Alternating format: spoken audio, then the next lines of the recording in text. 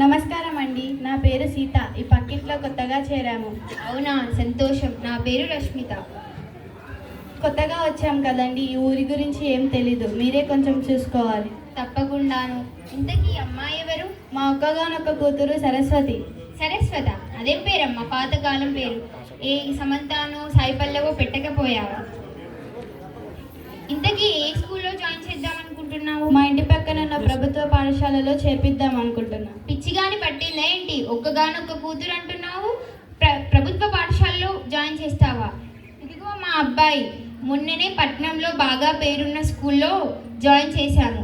సంవత్సరానికి 1,00,000 రూపాయలు. ఏం పేరు బాబు? అతినోస్ కన్నా. ఏంటి అతినోస్ కన్నా? పేరేంటి చాలా వింతగా ఉంది. సర్లే కానీ, ఇంతకీ మీ అబ్బాయి ఏ క్లాస్ చదువుతున్నాడు? యూకేజీ.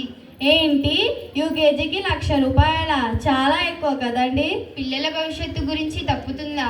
ప్రైవేట్ పాఠశాలకు పంపిస్తేనే బాగా చదువుతారని అలా ఎలా చెప్పగలుగుతున్నారు? చిన్నప్పటి నుండి ఇంగ్లీష్ చెబుతారు. అదే ఇంగ్లీష్ మీడియం ఇప్పుడు ప్రభుత్వ పాఠశాలలో కూడా చెప్తున్నారు.